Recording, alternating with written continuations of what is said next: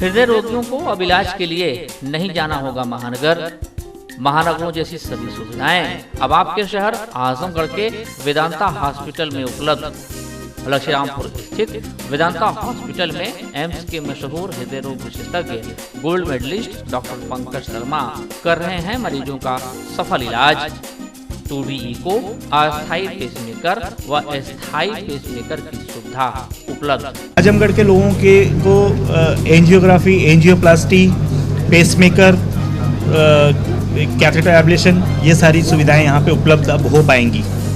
Ambulance और आपातकालीन सुविधा 24 घंटे उपलब्ध।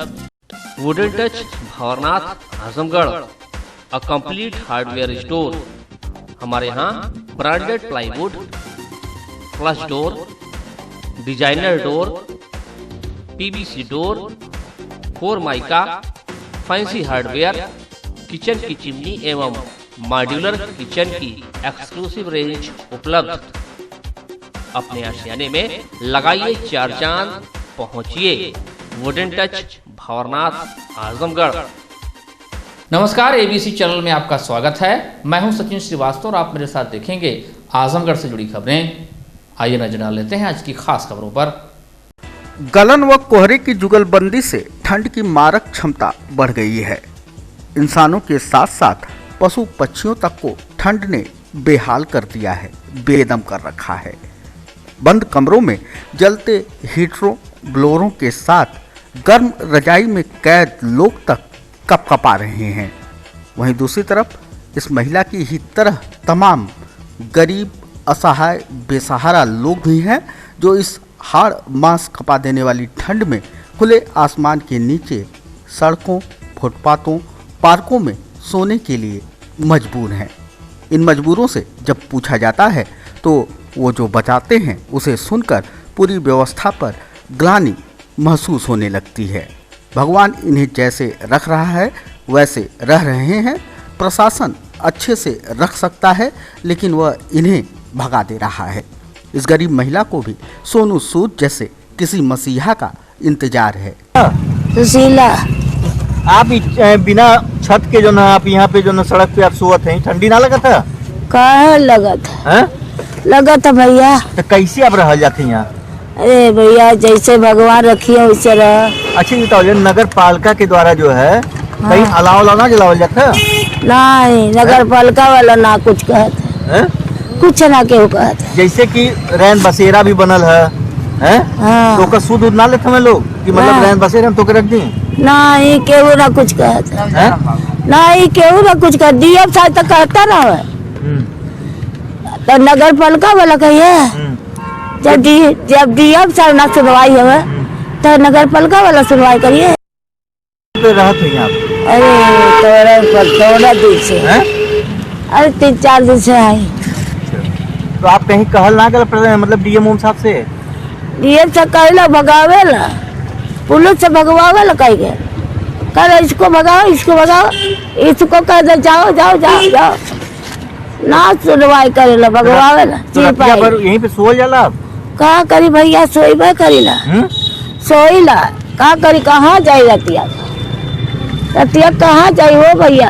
हमारे आँखी से लौकत ना है, गोड़े से गिर गए, चल ही ना पावत है। ऐसे गरीबों के लिए तमाम योजनाएं हैं, आवास की सुविधाएं हैं, रैन बसेरों की व्यवस्थाएं हैं, अलाव के इंतजामात हैं, लेकिन इन्हें कुछ भी मयस्सर नहीं हो पा रहा, न जिला प्रशासन से न ही नगर पालिका प्रशासन से। बेसहारा लोग सर्द रातों में चैन से सो पाएं, इसके लिए आजमगढ़ शहर में 2 रैन बसेरे हैं, एक कलेक्ट्रेट कचहरी में, दूसरा जिला अस्पताल के पीछे। दोनों खाली, सूने, वीरान पड़े हुए हैं और ज़रूरतमंद सड़कों पर खुले आसमान के नीचे सो रहे हैं। यह देखभाल करने के लिए है। कितने लोग यहाँ रहते हैं? यहाँ तो लोग आते हैं, तो लोग देखते हैं, रहते हैं। ये कब से शुरुआत को हैंडओवर हुआ है? ये अगले महीने 10 तारीख चालू हुआ था। 10 तारीख को चालू हुआ? हाँ। तो 10 तारीख से अब तक कितने लोग यहाँ विश्राम करने, आराम करने आते हैं? एक बार 2-4 आदमी आए, 10 आए थे। हाँ। कौन कौन लोगों को यहाँ आना है पता है आपको? वह सब गरीब सब आ सकते हैं। कौन कौन लोग आ सकते हैं यहाँ पे? वह ठेला वाले, रिक्शा वाले, गरीब सब आ सकते हैं। कितने लोग व्यवस्था है यहाँ पे रहने की? यानी कि साहब यहाँ 10-12 आदमी की व्यवस्था है। क्या क्या व्यवस्था है यहाँ? यहाँ गद्दा, रजाई, चौकी की, दरी की, खाने पीने की? खाने पीने की सब नहीं, हाँ? खाने पीने की नहीं। रहने की, सोने की? हाँ, यहाँ कोई रजिस्ट्रेशन होता है कि खाली इसी तरह जो भी चाहे आकर रह ले?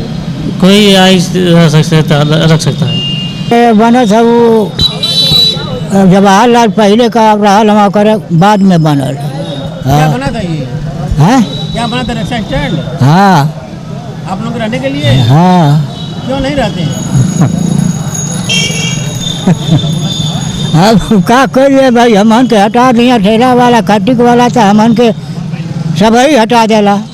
हाँ, अब गाड़ी खड़ी है, अब यहाँ बैठे नहीं तो यहाँ से हटा दिए, का कर जाए? ये किस लिए बना हुआ था आप लोग? हैं? हमारे खातिर के बनल है। हाँ। क्यों नहीं रहते आप लोग? अब का बताओ, ना रह जाला, अब कोई हटा दे तो का कर जाए? क्योंकि अधिकारी गाड़ी से नहीं, वो लोग कहेंगे हम लोग के लिए है रहने के लिए। हाँ, अब का कर जाए, हमन का ना रह दे तो का कर। कहाँ रहते आप लोग? बस रिक्शा चलाते दिन भर, रात भर? नहीं, रात भर नहीं चलाते हैं, दिन में चलाते हैं। कहते हैं सूरज डूबते को तिनके का सहारा ही काफी है। ऐसे गरीब व असहाय भी इन सर्द रातों को काट लेते अगर उन्हें अलाव तक की व्यवस्था मिल जाती। लेकिन कड़ाके की ठंड शुरू हो जाने के बावजूद जिला व पालिका प्रशासन अभी तक कुंभकर्णी निद्रा में ही सोया पड़ा है। कहीं भी अलाव की कोई व्यवस्था अभी तक नज़र तो नहीं आ रही। जगह जगह लोग व्यक्तिगत व सामाजिक रूप से ही अलाव जला रहे हैं। नगर पालिका प्रशासन ने अभी कोई ऐसी व्यवस्था की नहीं है। ठंड का वो है, आगाज है, और नगर पालिका प्रशासन अभी इस पर मौन है। उसे ये व्यवस्था चाहिए कि लोगों के लिए इस व्यवस्थाओं को करे। जो है अलाव की व्यवस्था बहुत ही ज़रूरी है, जिसके लिए उसका ध्यान जो है होना चाहिए कि हर चौराहे पर, हर जगह जो है अलाव जले। सहारा रिक्शे वाले, छोटे लोग समझिए इस ठंड में बहुत ही परेशान हैं और कोई व्यवस्था नहीं है। चाहे जिस भी व्यवस्था से जैसे भी वो अपने आप को जो है जीवन अर्पण कर रहे हैं, लेकिन नगर पालिका इसमें एकदम मौन है और नगर पालिका एकदम निरुत्साहित है। उसको ये चाहिए कि वो सारी व्यवस्थाओं को जो है अलाव की व्यवस्थाओं को सुदृढ़ करे और व्यवस्था ढंग से हो। दिख नहीं रही है, बस सभी लोग अपने सहमति से, सपोर्ट से, एक दूसरे की मदद करके अपने पैसे से लकड़ी लेकर काम कर रहे हैं। जिस तरीके से ठंड पड़ रही है तो गरीबों के लिए कितना वो है, कष्टदायक? गरीबों के लिए तो काफ़ी ज़्यादा कष्टदायक है। अब गरीब तो ऐसे परेशान है कि लोग देख रहे हैं तो सोच रहे हैं कि इनको कैसे मदद दिया जाए। रात में कोई अपना कंबल दे रहा है, कोई संस्था जो है स्वेटर दान कर रही है। इस तरह से मिला जुला के समाज के लोग इसको आगे कर रहे हैं। कोई पार्टी या किसी प्रकार की सरकारी संस्था इसमें कोई मदद नहीं कर रही है। प्रशासन और नगर पालिका क्या अभी तो आंकड़ा जब मरने के कगार पे आएगा तो प्रशासन अपनी आंकड़ा को पूरा करने के लिए जैसे चाहे वैसे अपना फिलअप करेगा, लेकिन करना तो हम ही लोग को, जैसे जनता लोग को करना है, समाज में करना है। क्योंकि गरीबों को क्या है, खुले आसमान में सोना, चौतरे पर सोना, क्या करेंगे? रिक्शे वाले, टाली वाले, मजदूरा वाले। तो हम लोग जैसे लोगों का एक आपस में एक सोसाइटी बन रही है, जैसे कि कोई भी पुराना या नया जो जैसा सच्चा में दे सकता है उसको गरीबों तक पहुंचाए। शासन या प्रशासन से उम्मीद तो सभी लोग जानते हैं, ऐसा तो कोई नया बात नहीं कर दिया जाएगा कि जिससे आपको खुश हो या आप अपने चैनल पे चला सके। अभी तो समय लगेगी अभी तक पहुंचने में आपके प्रशासन द्वारा सामान। जिला व पालिका प्रशासन की संवेदनहीनता के प्रति लोगों में गहरा आक्रोश व्याप्त है। नगर पालिका परिषद आजमगढ़ के अधिशासी अधिकारी डॉक्टर शोभनाथ प्रसाद ने बताया है कि टेंडर प्रक्रिया फंसी हुई है, जैसे ही पूरी होगी अलाव जलाना शुरू कर दिया जाएगा। अलाव के लिए उन्होंने 15 स्थान चिन्हित कर लिए हैं। आए गए हैं अलाव जलाने के लिए। बस स्टेशन, पूर्वी गेट, पश्चिमी गेट, रेलवे स्टेशन, सिधाई चौक, 2 रन बसेरा वहाँ कोतवाली के पास, ऐसे 15 स्पॉट जो चिन्हित किया गया जहाँ राह जलाने की व्यवस्था की गई है। तो क्या जल रहा है? नहीं, अभी टेंडर प्रोग्राम था, चेयरमैन साहब नहीं थे, चेयरमैन साहब हस्ताक्षर हो गया, कल से राह जलाने की व्यवस्था की गई है। और रैन बसेरों की क्या स्थिति है? रन बसेरा सड़क पे जो फुटपाथ पे सो रहे हैं। हाँ, हमारे पास जो रन बसेरे हैं, एक तो कलेक्ट्रेट चौराहे सामने है जिसमें 25 लोगों की रुकने की व्यवस्था है, और एक जिला अस्पताल के पीछे जिसमें 16 लोगों की रुकने की व्यवस्था है। तो सुचारू रूप से चल रहे हैं? हाँ, दोनों चल रहे हैं, दोनों जगह हमारे कर्मचारी लगे हुए हैं। तो कुछ रैन बसेरों में लोग हैं कि नहीं है? हाँ।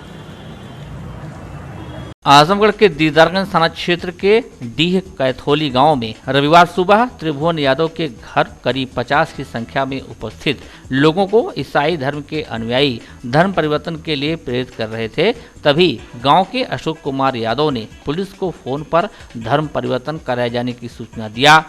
सूचना मिलते ही दीदारगंज थाना अध्यक्ष संजय कुमार सिंह ने मौके पर जाकर प्रार्थना में शामिल बालचंद जायसवार निवासी रामपुर नदी थाना मणियाऊ, गोपाल प्रजापति निवासी ग्राम बलुआ बीर आदमपुर थाना आदमपुर जनपद वाराणसी व नीरज कुमार निवासी ग्राम तिवरिया थाना फूलपुर जनपद आजमगढ़ को गिरफ्तार कर लिया। इनके पास से पवित्र बाइबिल व ईसाई धर्म से संबंधित दस्तावेज बरामद हुए। पुलिस ने मुकदमा दर्ज कर धर्मांतरण कराने के आरोप में तीनों को जेल भेज दिया। आजमगढ़ के नेजाबाद थाना क्षेत्र के फरिया बाजार में रविवार की शाम गुमटी से टकराकर अनियंत्रित हुए टैंकर ने कई वाहनों में टक्कर मार दी। हादसे में सभी लोग सुरक्षित बच गए, लेकिन कई वाहन क्षतिग्रस्त हुए। शाम लगभग 6:30 बजे फरिया बाजार में जाम लगा था। लखनऊ से आ रही रोडवेज की एसी बस को फरिया चौक पर रोककर चालक यात्रियों को उतार रहा था। आगे बस खड़ी होने से उसके पीछे बोलेरो डीसीएम आकर खड़ी हो गई। बाजार वासियों का कहना है कि इसी बीच सरायमीर की तरफ से आ रहा तेल भरा टैंकर अचानक अनियंत्रित होकर सड़क किनारे स्थित बड़ा गांव निवासी देवीलाल यादव के पान की गुमटी से टकरा गया और उसके बाद डीसीएम में टक्कर मार दी। इसके बाद डीसीएम बोलेरो और बोलेरो रोडवेज बस से टकरा गई। हादसे में किसी भी वाहन में कोई व्यक्ति घायल नहीं हुआ, लेकिन कई वाहन क्षतिग्रस्त हो गए।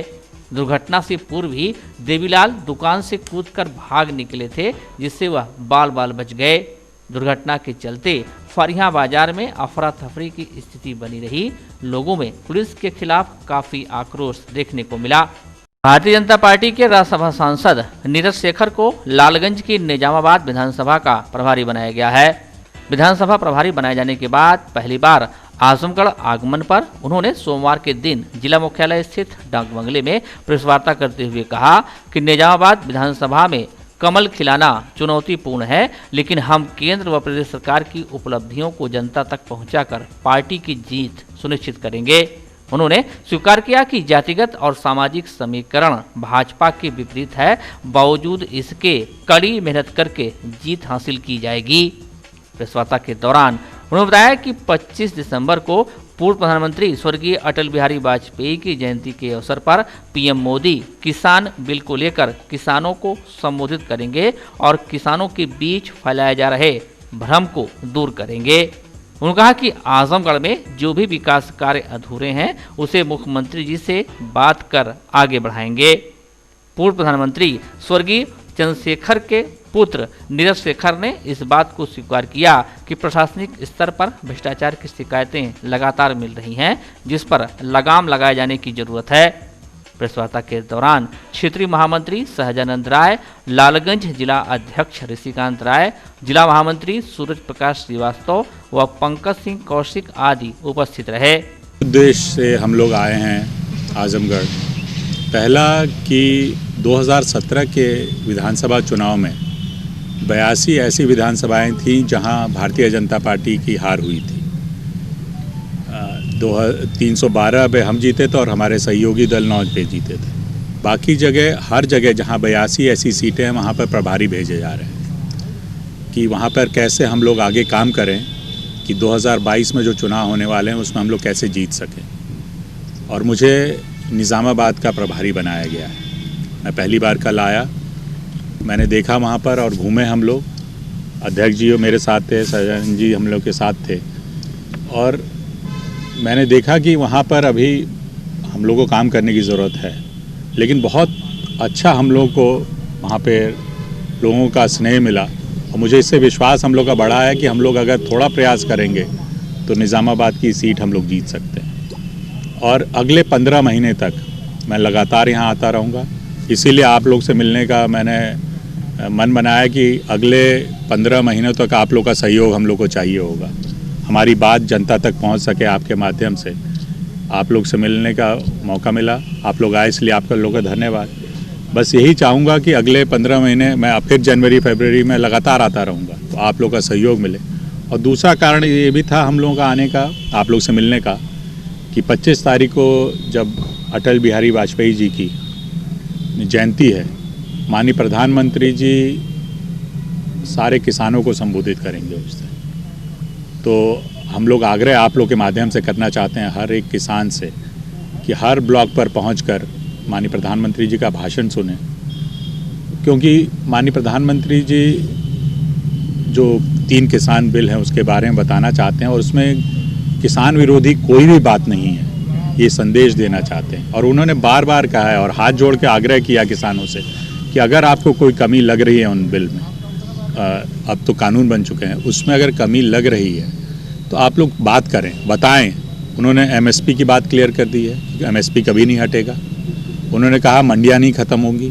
और मुझे दुख इस बात का है, जो लोग हमेशा कहते रहा है कि ये बिल हम लोग लाएंगे, अपने घोषणा पत्रों में किया, आज वो विरोध कर रहे हैं। कम्युनिस्ट पार्टी विरोध कर रही है कि मंडी ख़त्म हो जाएंगी। बताइए, केरल में तो आज तक मंडी नहीं है। तो इसलिए हम लोग, जो हमारे विरोधी दल हैं, वो विरोध करने के लिए प्रधानमंत्री जी का विरोध करें, लेकिन बताएं तो किस लिए विरोध कर रहे हैं, कारण क्या है, क्या चाहिए उनको, क्या संशोधन चाहिए इन कानूनों में। तो ये दोनों बात माननीय प्रधानमंत्री जी 25 को संबोधित करेंगे। हर ब्लॉक पे जाकर किसानों से हम लोग आग्रह कर रहे हैं कि उनकी बात सुनें। तो ये 2 महत्वपूर्ण मुद्दे थे जिससे के लिए मैं, और कोई प्रश्न हो आपका? सर ये बताइए कि आजमगढ़ की सबसे टफ विधानसभा निजामाबाद है जो आपको दी गई है भारतीय जनता पार्टी के नजरिए से, जहाँ जाती है सामाजिक समीकरण भाजपा के खिलाफ है और तीसरे नंबर पार्टी में सामो आ रही है जी, तो कैसे उसको पहले नंबर पे लाके?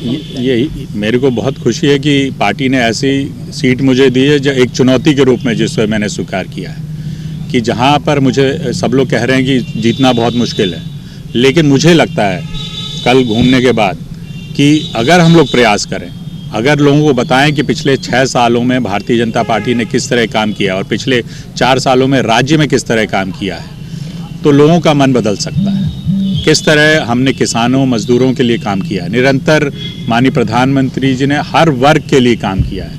अगर हम लोग बताएं, जो मेरे को लगता है किसान के लिए लगातार कानून लाए, किसान विकास सम्मान निधि लाए, जो भी काम किया हम लोग ने ये तय किया है कि किसानों की आय हम लोग 2022 तक दुगनी करेंगे। ये सारे काम, और एक ही वर्ग के लिए नहीं, हर वर्ग के लिए माननीय प्रधानमंत्री जी ने ऐसे कानून और व्यवस्था की है। तो मुझे पूरा भरोसा है कि अगर हम लोग अपनी बात और जो काम हम लोगों का है राज्य और केंद्र में अगर पहुंचाएंगे तो लोगों का मन बदल सकता है, मुझे इसका पूरा विश्वास है। तो 4 साल आजमगढ़ में भारतीय जनता पार्टी सरकार में कोई ऐसा काम नहीं हुआ जिससे विरोधी भी इस बात को कहते हैं कि भारतीय जनता पार्टी सरकार में आजमगढ़ का कोई विकास मैं यही इसीलिए आप लोगों को बुलाया। मैं चाहूँगा कि क्या होना चाहिए, क्या करना चाहिए। अभी हमारे पास समय है, ऐसा नहीं कि अब चुनाव आ गया है। आप लोग बताएं, अगर लगता है कि काम नहीं हुआ तो हम लोग प्रयास करेंगे कि हाँ काम किया जाए। मैं अभी मेरा 1 दिन हुआ है, अब मैं अधिकारियों से भी बात करूंगा, यहाँ के अपने नेताओं से भी बात करूंगा। मेरा फोकस मैं आपको फिर बताना चाहूँगा कि निज़ामाबाद है, क्योंकि हमें जो काम दिया गया मैं वहीं तक देखूंगा। लेकिन आजमगढ़ भी हम लोग, हमारा मंडल है, मैं एक इसी मंडल का रहने वाला हूँ, तो मुझे बहुत खुशी होगी और काम कराया जाए यहाँ पे। तो मुझे पूरा विश्वास है कि अगर हम लोग आज माननीय मुख्यमंत्री जी मऊ में आ रहे हैं, जो आप लोग की बात है मैं उन तक जरूर पहुँचाऊँगा। सर अभी आप तहसील में एक भ्रष्टाचार की बहुत बड़ी समस्या है जिस पर कि कोई नहीं, मुझे ये खबर मिली, अधिकारियों के लेवल पे नहीं है और भारतीय जनता पार्टी कार्यकर्ताओं नेताओं की भी कोई सुनवाई नहीं। ये अगर हो रहा है तो गलत हो रहा है। मैं इसके बात करूंगा यहाँ के अधिकारियों से और अपने नेतृत्व से भी। अगर ये है तो इसको सुधारा जाएगा। मैं आपको विश्वास देता हूँ कि अगले 1-2 महीने में जरूर परिवर्तन हो। जी, जांचें तो बहुत हो रही हैं, हाँ, अभी तक कोई भी जांच निष्कर्ष तो नहीं पहुंचा। नहीं, मैं वही कह रहा हूँ, मैं कल आया हूँ, मैं अपने अध्यक्ष से, अपने बड़े नेताओं से जो जिले के हैं उनसे बात करूंगा और जो परिवर्तन की ज़रूरत होगी, हम लोग भारतीय जनता पार्टी हमेशा साफ सुथरी राजनीति में और शासन में विश्वास रखती है, तो उसको हम लोग यहाँ आजमगढ़ में भी लागू करें। इस पे लगातार कई सालों से विचार हो रहा है। लोगों के घोषणा पत्र में ये रह चुका है, कांग्रेस के घोषणा पत्र में रह चुका है। ये अभी नहीं, किसानों से सबसे बात हो चुकी है। अब मैं जानता हूँ अभी कुछ हमारे किसान भाई उत्तेजित हैं और दिल्ली के आसपास हैं, लेकिन ज़्यादातर किसान इससे सहमत हैं, मुझे ये लगता है। और इसीलिए एक भी किसान दुखी होगा तो भारतीय जनता पार्टी के लिए वो खुशी की बात नहीं है, इस दुख की बात है। इसीलिए प्रधानमंत्री जी लगातार हर किसान को संतुष्ट करना चाहते हैं। इसीलिए बार बार वो कह रहे हैं कि आप आएँ आगे, आपकी जो समस्याएं हैं, नहीं तो पहली राउंड में कह देते बात नहीं हो रही, ख़त्म, हम तो चलेगा। लेकिन बार बार इसीलिए बात हो रही है, हर मंत्री उनसे बात कर रहा है, प्रधानमंत्री खुद बात कर रहे हैं। प्रधानमंत्री जी बार बार अपने शीर्ष नेतृत्व इसलिए बेच रहे हैं कि वो चाहते हैं कि एक भी किसान दुखी ना रहे इस देश का। तो सर, जिस तरह से उनको जिहादी, खालिस्तानी, आप ही की पार्टी कुछ नेता बोल रहे हैं, वो उचित? अगर बोल रहे हैं तो गलत बोल रहे हैं। किसान इस देश के लिए हमेशा खड़ा रहा है, हमेशा यहाँ अन्नदाता है हमारा, तो इसलिए उनको बोलना ये गलत है, और जो अगर नेता बोल रहे हैं तो गलत बोल रहे हैं। ब्रह्मलीन संत शिरोमणि दुर्वासा महामंडलेश्वर मौनी बाबा रामलाल दास जी महाराज की चौथी पुण्यतिथि पर गंजी स्थित मां शारदा स्नातकोत्तर महाविद्यालय के तत्वाधान में विविध कार्यक्रम आयोजित किए गए। गंजी से दुर्वासा मार्ग पर श्री मौनी बाबा की स्मृति में निर्मित दुर्वासा धाम द्वार का लोकार्पण किया गया। इसके अलावा सैकड़ों साधु संतों एवं निःशक्त जनों को कंबल वितरित हुआ। स्मृति सभा के प्रारंभ में महाविद्यालय के प्रबंधक फौजदार सिंह, निदेशक संजय सिंह, नितिन सिंह, प्राचार्य डॉक्टर दिवाकर सिंह ने मुख्य अतिथि पंचायती निर्वाण अखाड़ा प्रयागराज के महंत शिवानंद गिरी महाराज, मंचासीन संतों एवं विशिष्ट अतिथियों को अंग वस्त्रों एवं स्मृति चिन्ह भेंट कर स्वागत किया। स्मृति सभा को संबोधित करते हुए महंत शिवानंद गिरी महाराज ने कहा कि महर्षि दुर्वासा की तपोस्थली पर मौनी बाबा ने अपनी साधना से लोगों के कल्याण का, लोगों में समभाव उत्पन्न करने का एवं सनातन संस्कृति को ऊंचाई देने के लिए जो महत्वपूर्ण कार्य किया वह अविस्मरणीय है। उन्होंने कहा कि सिद्ध संत मौनी बाबा के स्मृति में फौजदार सिंह के नेतृत्व में महाविद्यालय परिवार द्वारा किए जा रहे कार्य सराहनीय हैं। विश्व हिंदू परिषद के संगठन मंत्री व कार्य सेवक पुरम अयोध्या के कार्य प्रभारी शिवदास सिंह ने कहा कि संतों के त्याग और आदर्श के बल पर ही हिंदू धर्म टिका हुआ है। श्री मौनी बाबा को चमत्कारी सिद्धियों का स्वामी बताते हुए उन्होंने कहा कि वे सदैव अपने तप के पुण्य से लोगों का कल्याण करते रहे। श्री श्री 1008 स्वामी रामकृष्ण दास जी महाराज, मुन्ना बाबा दैवज्ञ, व्यास गोविंद शास्त्री ने भी सभा को संबोधित किया। कार्यक्रम की अध्यक्षता मुमुक्षु आश्रम के महंत सत्यव्रत ब्रह्मचारी व संचालन सानंद सिंह व दिवाकर सिंह ने किया।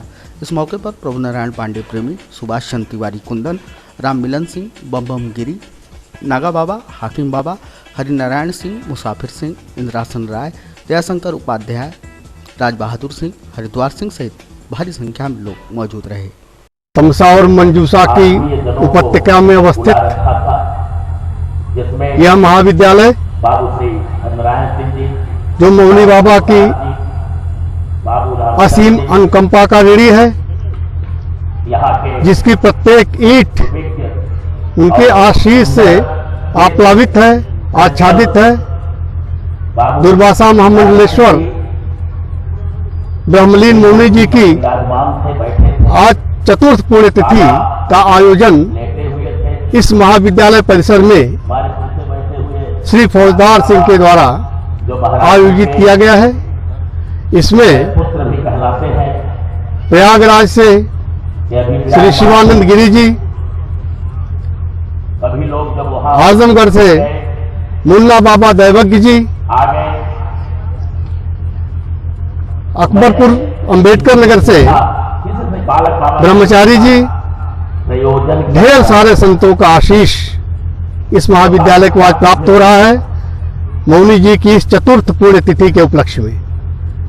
पूरा क्षेत्र इंतजार करना पड़ा, आह्लादित है, जब बाबा ने आप्लावित है, धर्ममय है। अब संत की कृपा इस क्षेत्र को, इस महाविद्यालय को पूरी तरह से प्राप्त है। आजमगढ़ के महाराजगंज स्थित पौराणिक स्थल भैरव बाबा धाम पर प्रयास सामाजिक संगठन द्वारा 2 महिला कपड़ा चेंजिंग रूम का शुभारंभ किया गया। इस रूम की स्थापना के बाद से महिलाओं को कपड़ा बदलने में हो रही दिक्कतों से निजात मिल जाएगी। महिलाओं ने प्रयास टीम का आभार जताया। इस मौके पर संस्था ने अपने संकल्प को दोहराया कि जिले में जितने भी पौराणिक स्थल तथा घाट हैं जहां पर स्नान आदि की सुविधा है, उन स्थानों को चिन्हित कर चेंजिंग रूम स्थापित किया जाएगा। इस मौके पर प्रयास के अध्यक्ष रणजीत सिंह ने कहा कि सामाजिक सरोकारों के लिए प्रयास की टीम कटिबद्ध है। भैरव बाबा मंदिर अत्यंत प्राचीन है, जहां पर चेंजिंग रूम की आवश्यकता थी। आज प्रयास सामाजिक संगठन ने नेकियों में इजाफा करते हुए आज एक और उत्कृष्ट कार्य किया। भैरव बाबा मंदिर परिसर पर महिलाओं को स्नान आदि के बाद कपड़ा बदलने में हो रही परेशानियों को देखते हुए 2 बॉक्स भैरव बाबा मंदिर परिसर में लगाया गया। और अभी इसके पहले चंद्रमा ऋषि पर एक बॉक्स स्थापित किया गया था। हमारे संगठन के साथियों ने जो भी इस तरीके के पौराणिक स्थल हैं जहां स्नान आदि होता है, वहां पर इस तरीके के बॉक्स हर जगह स्थापित किए जाएंगे। महाराजगंज थाना के एसएचओ गजानंद चौबे द्वारा होमगार्डों की ड्यूटी न लगाए जाने से खफा होमगार्ड एसोसिएशन ने सोमवार को मुख्यमंत्री को नामित अपना ज्ञापन जिला प्रशासन को सौंपा। एसएचओ पर होमगार्डों के उत्पीड़न व जिला कमांडेंट के आदेश की अवहेलना करने का आरोप लगाते हुए चेतावनी दी कि महाराजगंज थाना पर तैनात होमगार्ड की ड्यूटी अगर नहीं लगाई गई तो 1 जनवरी से जनपद के समस्त होमगार्ड ड्यूटी का बहिष्कार करने के लिए बाध्य हो जाएंगे। तो आज एसओ महाराजगंज के गजानंद चौबे जी के खिलाफ हमारे होमगार्डों का महाराजगंज थाने पर जब से चौबे जी आए, जब से बहुत बड़ा उत्पीड़न हो रहा है। हमारे 2 साथी दिनेश सिंह और सूर्य प्रकाश तिवारी, जो हमारे कमांडेंट की आदेश हुआ है कि इनकी आमद किया जाए, मगर कमांडेंट के आदेश का अवहेलना करते हुए एसओ द्वारा आमद नहीं किया जा रहा है। आज हम लोग एक निर्णय लिए हैं, हम मुख्यमंत्री के नाम से एक ज्ञापन दिया जा रहा है जिलाधिकारी के माध्यम से। हम लोगों को न्याय नहीं मिला, 1 तारीख से पूरे जनपद में हमारे जो जवान हर थाने पर लगते हैं ड्यूटी बहिष्कार करेंगे। जब तक हमारे साथियों को न्याय नहीं मिलेगा तब तक हमारे जवान ड्यूटी पर वापस नहीं जाएंगे।